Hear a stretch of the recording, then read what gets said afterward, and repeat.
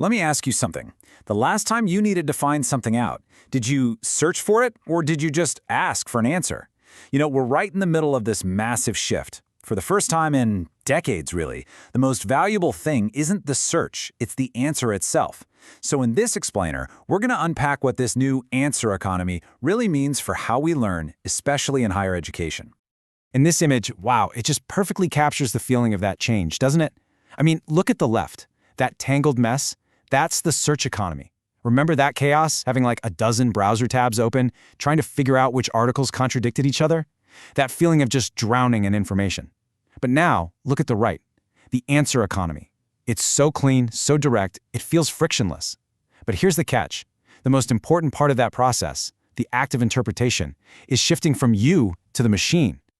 And if we really dig into what's changing, it's pretty fundamental. The basic currency, the unit of value, isn't a link to a source anymore. It's the summarized response. And our main job? It's gone from navigating all that chaos to just consuming the final product. And that's the really seductive part, isn't it? The user experience feels like we're moving from total chaos to perfect coherence.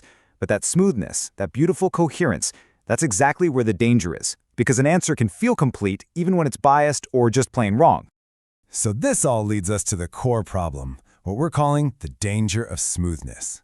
It's a pretty wild idea when you think about it, that the very ease and efficiency of AI might actually be the issue. It suggests that all that friction, all that struggle we went through in the search economy, maybe it wasn't a bug, maybe it was a feature. So why on earth was that friction so important? Well, for one, it was functional. That struggle was like a workout for our critical thinking muscles.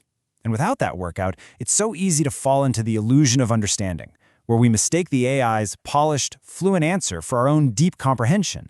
And that illusion is possible because the AI takes all the messy, chaotic reality of the web and just irons it out into this perfect, coherent story.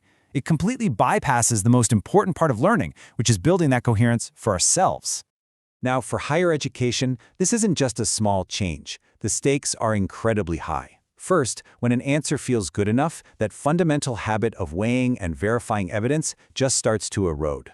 Next, the whole process becomes opaque. It's a black box. We can't see how the conclusion was reached anymore. Third, we start seeing these equity gaps open up, a real divide between students who can afford premium AI and those who can't. And finally, these massive global AI models can so easily just drown out the specialized, local knowledge that lives in our university archives and in our faculty's research. Okay, so if that's the problem, what on earth do we do about it? Well, it's definitely not about banning these tools. It's about a really fundamental mindset shift.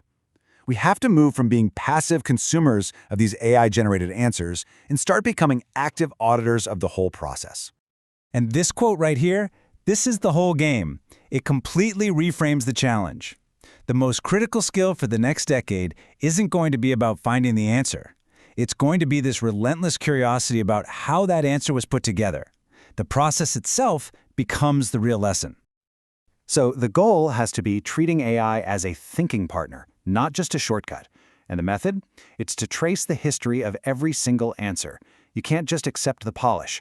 We have to become investigators, asking ourselves, what data was this trained on? What biases are just baked into its assumptions? Which voices are being amplified here? And maybe more importantly, which ones are being totally silenced? So that's the mindset shift we need. But, a mindset isn't enough. We need a method. We need a how-to. And that's where the 4A inquiry model comes in. It's a super practical framework for putting our human judgment right back in the center of this process. The model is basically a cycle with 4 key stages: ask, assemble, audit, and adapt. The whole point is that it's a continuous loop of inquiry, not just a one-and-done path to a quick answer. So let's take a look at each step. Step 1 is ask.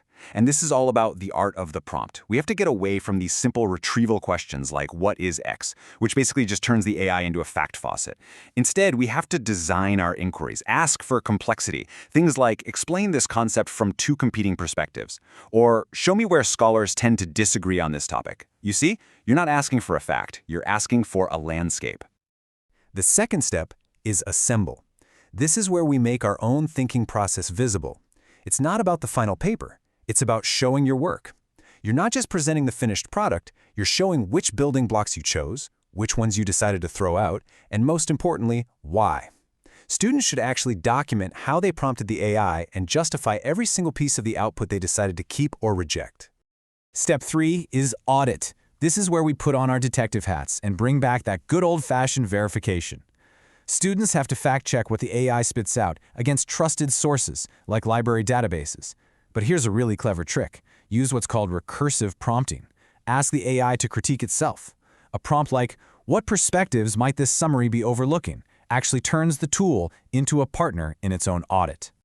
And finally, we get to step 4, adapt. This is where the magic happens. This is where true learning kicks in, transforming the AI's machine fluency into your own human understanding. You take the AI's output and you revise it, you extend it, you challenge it with your own knowledge and your own experience. The goal here is huge. You shift from being a passive consumer to an active teacher, modifying the output to make it smarter. You are back in the driver's seat.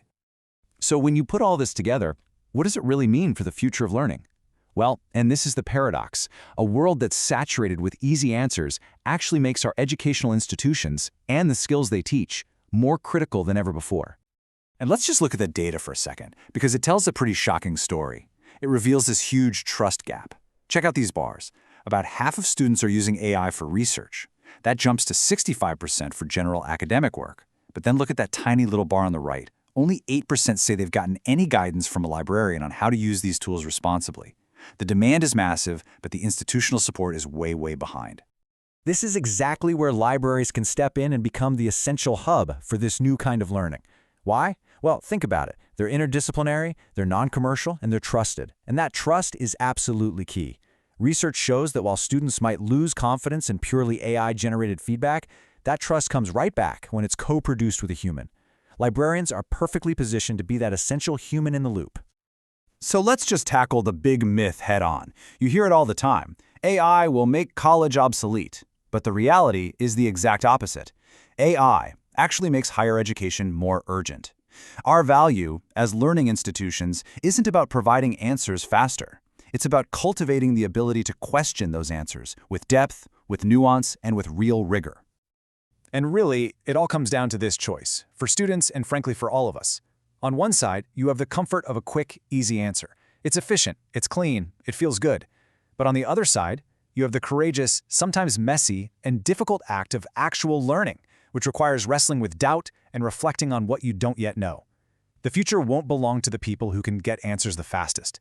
It will belong to those who have the wisdom to choose the harder path. So, we're left with this final question. AI is a brilliant mirror. It can reflect back everything humanity has already figured out in an instant. But learning isn't about reflection. It's about exploration.